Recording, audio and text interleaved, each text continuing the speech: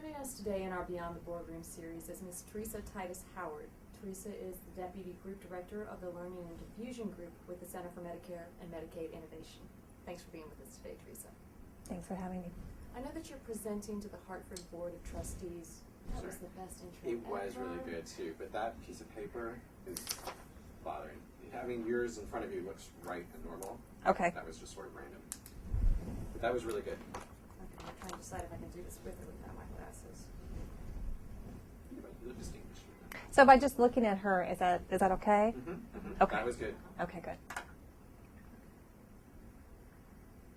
Everything okay? Yeah, Okay. good. Okay. So joining us today in our Beyond the Boardroom series is Ms. Teresa Titus Howard. Teresa is the Deputy Group Director of the Learning and Diffusion Group with the Center for Medicare and Medicaid Innovation. Thanks for being with us today, Teresa. Thank you for having me.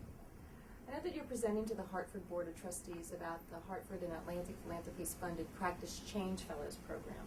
I'm wondering if you could share with us some of your major highlights and takeaways from your presentation. Sure, thank you. The Practice Change Fellows program. I'm so sorry. We're going to have to do it one more. Your mic, check your, something's not on. I was seeing the levels go. Sorry. Glad I'm capturing it now. I'm not. I thought I was seeing both levels. Okay. I'm so sorry to make you do it one more time. But practice warming up. Am I talking loud enough, or do I need to? No, you're good. Okay. Okay, am I on? You are on now. This is what we should just put on the website, you know? Yeah. I'll take The I like it. bloopers. I like it. At the end of the day is Kathy Lee Rigsby, Teresa. Okay. Perfect. I'm just going to put this right here. Oh, and this is a good chance to, we should weave in here, and I don't know if you wove it into your intro remarks, or if you want to say a statement about the disclaimer language that we talked about. Right. Okay. Right. Which was that, and maybe you want to. I can do that. Your intro. I can say thanks for being with us today. I know that the comments today are your own and do not Necessarily represent Okay. CMS overall, and something like that. Yeah, that'd be good. See, there's another reason to start. There are times of charm. Don't justify your I technical know, that was difficulties. my turn it on. Yeah. Okay. Okay. Great. And So joining us today in our Beyond the Boardroom series is Ms. Teresa Titus Howard. Teresa is the Deputy Group Director of the Learning and Diffusion Group with the Center for Medicare and Medicaid Innovation. Thanks for being with us today, Teresa. Thank you for having me. I know that your comments today are your own, not necessarily reflect those of CMS overall. So I want to start by saying that we know that you're presenting to the Hartford Board of Trustees about the Hartford and the Atlantic Philanthropies funded Practice Change Fellows program. And I'm wondering if you can share with us some of your highlights and your major takeaways from today's presentation. Sure, thank you. The Practice Change Fellows program is a remarkable program. I really have enjoyed getting to know the program in more detail and being able to meet with the staff that are running the program as well as the fellows themselves. And one thing that I have noticed with the program is that there is a sincere and very committed dedication to the care of older adults in this program and with the fellows that are participating. And I like the multidisciplinary approach that they use. Fellows who are not only physicians, but also nurses and social workers and other related disciplines in the program, which is really a great multidisciplinary approach to caring for, improving the care for older adults. And I've also noticed that the project designs that they have are just remarkable, and the focus areas of improving care for older adults is amazing, and they really have targeted to very needed areas of improvement in the healthcare system. And then also what I've noticed is the peer-to-peer networking is very remarkable, that how they really enjoy learning from each other and changing and transforming the healthcare delivery by learning best practices and other ways in which other fellows have done it. So that's a very remarkable thing. Great. That's good. All right. Okay. Yeah. Okay. So next I'll ask you about CMS and the Innovation Center, and then I'll ask maybe about the articulation of the two with the Practice Fellows program in the center. Okay. Okay, so Teresa, can you tell us a little bit about CMS and your work with the Innovation Center? Sure. CMS, the Centers for Medicare and Medicaid Services, is the largest payer of healthcare in the world. And as a result of the Affordable Care Act, which was implemented about a year and a half ago, it provided for the establishment of the Innovation Center. And the Innovation Center is been charged with how can we find new models of care delivery that will improve health, improve care overall, and reduce cost in our healthcare delivery system. And so it's been an amazing journey in the few months that we've been actually operating and charged with that mission to carry out the triple aim, is what we call it. Great.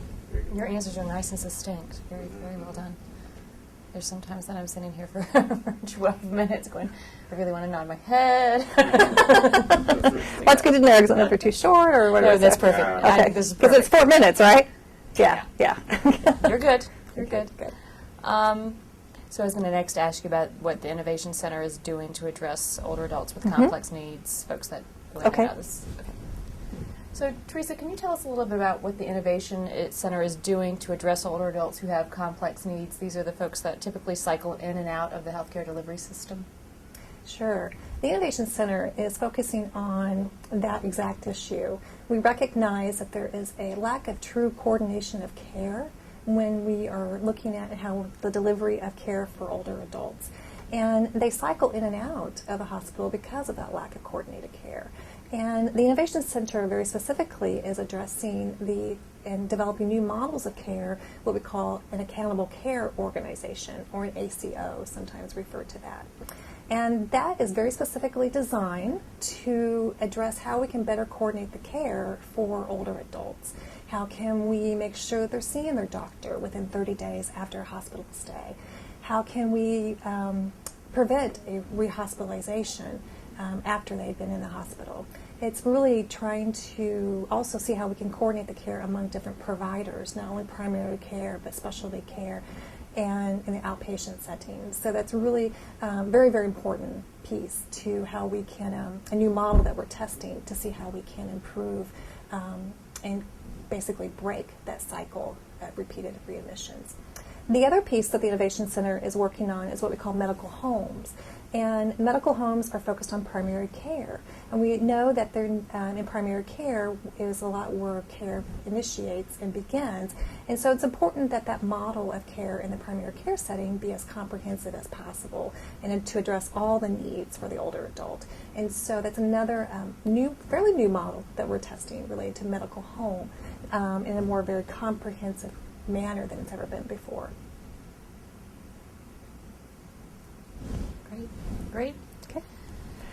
I don't know if this question works for you. How does the practice, I was trying to bring together your presentation today and CMS, so we had a question about how does the Practice Change Fellows program articulate with the work of the CMS Innovation Center, and I don't know if that's something... No, I've got, Okay. yeah. Okay, so that's up next. Okay. Okay. So Teresa, can you tell us a little bit about how the Practice Change Fellows program articulates with the work of the CMS Innovation Center?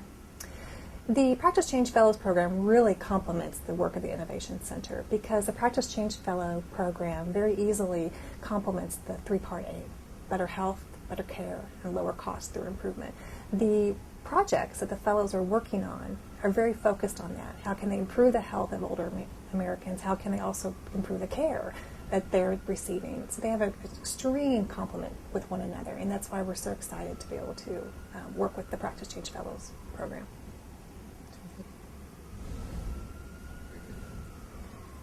Okay, I'll just continue to go on down the list then about the Innovations Advisor Program. So, Teresa, can you tell us a little bit about the Innovation Advisors Program that you're leading, and what do you hope to achieve with this program? The Innovation Advisors Program we are characterizing it as an extension of the Innovation Center. They will be what we could consider an arm and an army of folks out in the actual community where they are helping us achieve the three-part aim: better health, better care, and lower costs through improvement. So similar to the Practice Change Fellows program, this is a cadre, a corps, an army, soldiers, however you might want to characterize it as, that we are reaching out to and training and educating them not only on the triple aim, but also how to become a transformational change leader in their organizations. And so their projects, we focused on how can they improve quality of care in their home organizations, but also how they can be transformational leaders and how they can partner with the Innovation Center in our charge to achieve the triple aim, as well as in transforming our healthcare delivery system. Nice. I heard that you guys received over 900 applications for that. We did. Do you mind if I mention that? Or Sure, is that's fine. okay. That's fine. So Teresa, I heard that you received over 900 applications for the Innovations Advisor Program. That must really speak to the demand and the need and the interest in this program. I'm wondering if you have any observations. It does. It was an overwhelming response. And I believe what it demonstrates is definitely the hunger and the sense of urgency in the healthcare delivery community to make a change and to address quality of care and address the cost of our healthcare system and to look at new ways of doing things. And the passion and the motivation is amazing. And so we have quite a job ahead of us to pick from that list. We wish we could pick them all, but we will be looking at how we can select the best and brightest. It sounds like you have a lot of soldiers standing ready. Yes, we do. That was a great interaction. Okay. So Teresa, we all know that Don Berwick has left CMS, and I'm wondering what you can tell us about his impact. He was with us for 17 short months. He is an amazing leader, and we benefited a great deal from his leadership, his transformational change vision in our healthcare delivery system that needs to happen, the sense of urgency that we need to do something different, and the support for the center, as well as, of course, CMS overall, has been tremendous. He is definitely a transformational leader, an example of what many of us are aspiring to be. And also, as he leaves, we do have Marilyn Tavener, who's coming on, and just as exciting, just as impactful she will be in her new role as well. And so we're really excited about that, too. I oversee the nursing programs here at Hartford, and they're so excited to have Marilyn come on board. Oh, good. I'm very good. excited. That's good feedback. That's the first I've heard that. Oh, really? Oh, yes. Yeah, the that's nursing wonderful. community is very proud. Wonderful. That's right, because she's a nurse practitioner. That's right. Oh, they don't forget it. And we're all reading Escape Fire here that Don Berwick wrote back in, early 2000s. He's just such a phenomenal presenter, such he's an inspiring guy. He is, very much so.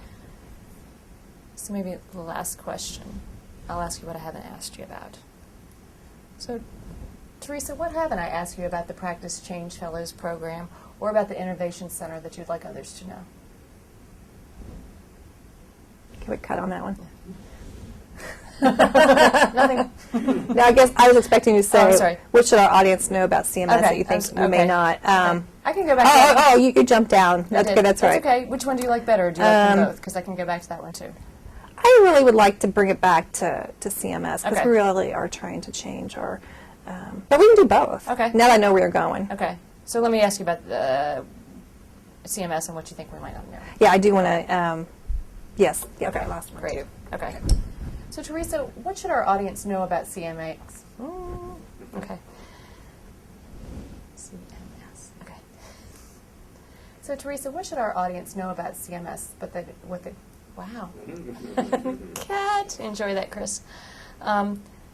Teresa, what should our audience know about CMS that they might not know? I think one thing that the general public may not know is that CMS has an amazing dedication of staff. We have about 5,000 staff, but we are charged with monitoring and paying. Cut that. Okay. Do you want me to start with my question? Okay. So Teresa, what should our audience know about CMS that we might not previously know? I think Can I ask that question again? Yeah, I saw it, yeah. Like, what is that? That's not even English. Okay. Teresa, what should our audience know about CMS that you think that we might not? I think the general public doesn't realize that how highly committed workforce that the folks at the Centers for Medicare and Medicaid Services are to improving the health care for older adults, not only in the delivery of health care, but also timely payment of health care. And we are a committed workforce to. We can cut that out. Okay. Do you want to start at the beginning again? It's up to you. We've got enough there that we could probably do something, but if you have more. No, I want to kind of keep it succinct. Okay. I guess the main thing is that we're a highly committed workforce dedicated to the improvement of health. That's it. Okay, great. Perfect. Gosh, and 5,000 employees. I didn't know that. Only. Wow. Wow. I mean, it sounds big. I mean, you guys have 15, but when you think Yes. about, you know, No, everything that you do. It's true. yeah, It's true. yeah, yeah. So. Okay. So I'll hit the last question now. So what haven't... Go ahead. Wait. Let's do that one again. Okay. Okay. I'll start again. again. Okay. 5,000 people. That's, I think we've lost a mic. Oh, mine. Oops.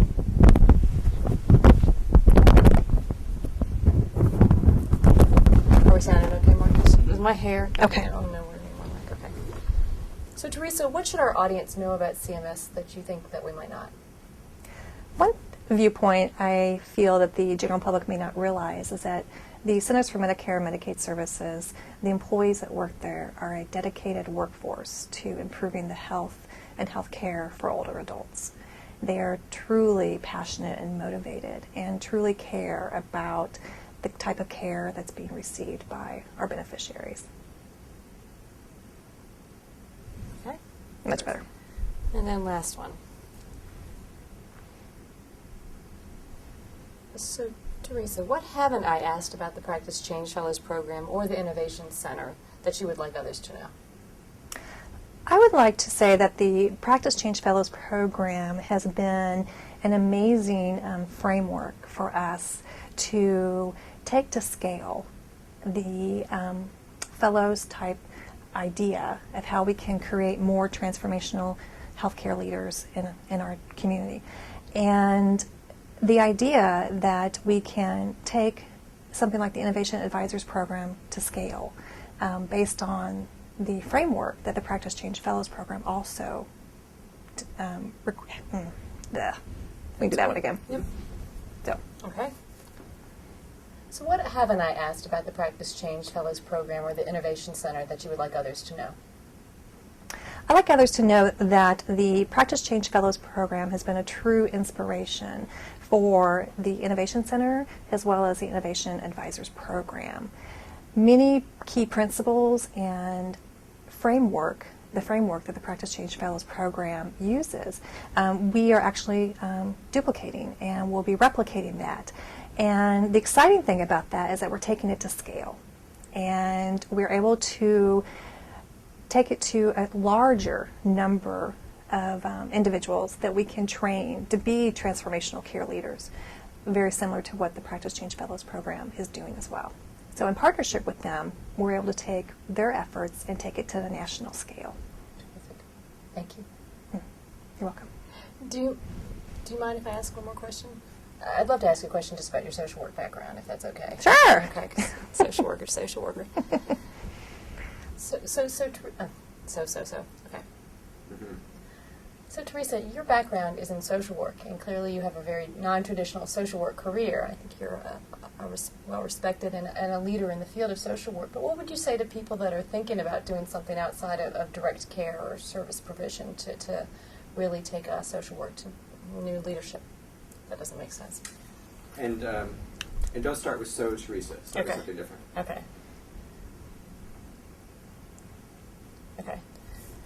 Teresa, you're a social worker by training, and you've got a non-traditional social work career. Clearly, you're a leader within the field. I'm wondering if you could tell us a little bit about your background and what inspired you to take a non-traditional path.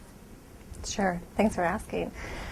I will always do and always will value my beginnings in my career related to social work. And I use my social work skills every single day. Even though I may not be providing direct care to individuals, I use it every day from our key things that we know, like systems thinking and building on the strength theory in those types of, in that regard. And it was interesting. I started out in a hospital setting and in a social work role in a pediatric setting, and also have experience in home health and hospice. But I realized that my ability to influence and impact could be much broader and greater because I recognized my leadership skills and be able, and my strong interest in health administration as well, and being able to complement the two of them and to use my social work background to help excel and move forward into more of a health administration leadership type of role as well. And so I can always be an advocate for social work, and as well as system change that needs to happen in our delivery system. Great. Very good. Great. So I'll just end by saying thank you. Anything else anybody want to ask or say? Marcus? Okay. So Teresa, thanks very much for being with us here today, and thanks for all you do to improve the health of older Americans. Thank you for having me. Perfect. All righty. Painless.